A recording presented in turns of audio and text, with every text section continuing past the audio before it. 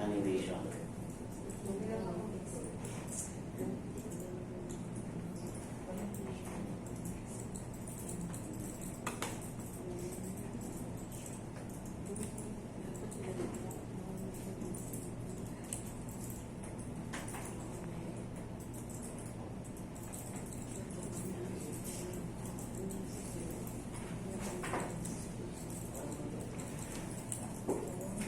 Okay, tapos na. Babasahin yung video ng video ng press. Sa pala yung... Oo, babasahin. Text lang. Babasahin.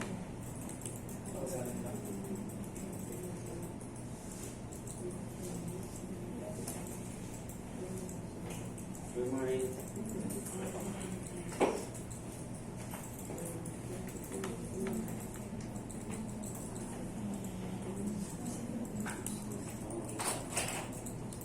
Sige. Okay. Ano ba? Bigyan ko kayo ng isa pang additional muna para magkaroon ng activity habang nasa baba ako kasi kailangan daw nila akong mag-assist doon. Pansinin nyo itong delay. So ito halimbawa, pagpasok ng title, personal computer, sasabay yung picture. Yung let's say itong personal computer, pagpasok niya, hindi ko isusunod, i-delay ko yung workstation at saka yung picture na sa workstation. So doon nyo po magagamit yung delay. So ang workstation, pwede ko siyang i-delay para pagpasok ng personal computer, pati yung picture, pwede akong magpaliwanag muna habang nagsasalita ako. So let's say, tansyado ko ang pagpapaliwanag ko is within 2 minutes. So pwede ako maglagay ng delay dyan na 2 minutes. Okay? So let's say for example, itong workstation, so kailangan nakaselect yung animation mo, kung alin sa animation mo ang gusto mo siyang i-delay. Nalalagyan mo ng delay. So maglalagay tayo muna ng delay dyan. Nag-move, di ba? Yes. So ito siya, okay, is with previews. Lalagyan mo rin ng delay na. So sa ngayon, ang nakalagay dito is 1 minute delay. Kung 2 minutes, so ganoon din po. Kung 2 minutes tayo, then ito naman ay 2 minutes. Yan. So meaning to say, pagpasok ng personal computer, pati yung picture, meron kang 2 minutes na interval or delay bago papasok yung workstation kasabay ng picture. So pag pinili natin yan,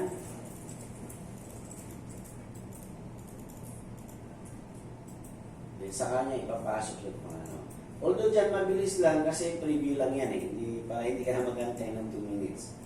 So pinakita lang niya na merong interval na, ay 2 seconds pala yung nilagay lang natin, sorry. 2 seconds lang yan. So pag maglalagay ka ng minutes, hahabaan mo siya ng kung ilang segundo. So 120 seconds. Okay? So 2 seconds yung kanina inad natin. So gawin nyo to, okay? Gawin nyo yan, then gusto maglagay kayo ng 3 minutes interval. 3 seconds. Ay, 3 minutes, 3 seconds, sorry, para hindi 3 seconds na interval. Between personal computer, pagpasok ng personal computer, may 3 seconds, saka papasok ang workstation, may 3 seconds, then saka papasok yung mini computer. So sa mini computer, bago mo mag-sleep, okay, maghihingi siya ng mouse on click, di ba? So ang mouse on click, papalitan nyo siya ng after previews para hindi siya mag-aantay. Pero i-delay natin siya ng 3 seconds din. Okay? Pero kailangan ito sasabay ng delay din na 3 seconds. Puro 3 seconds yan. Para hindi agad i-exit after ng last picture. So, siyempre, pag kita ng unang bagsak pa ng picture, kung exit agad, hindi naman lang napapansin kung ano yung tsura ng picture.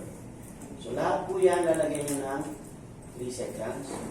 Sama sir, sa mini computer sir, lalagay na ng delay sir. Opo. Computer. Opo. So lahat 3 seconds. So lahat 3 seconds delay. Pati Sa sa exit. exit. Sa exit. Sa exit, 3 seconds lang. 3 seconds ng delay. Okay?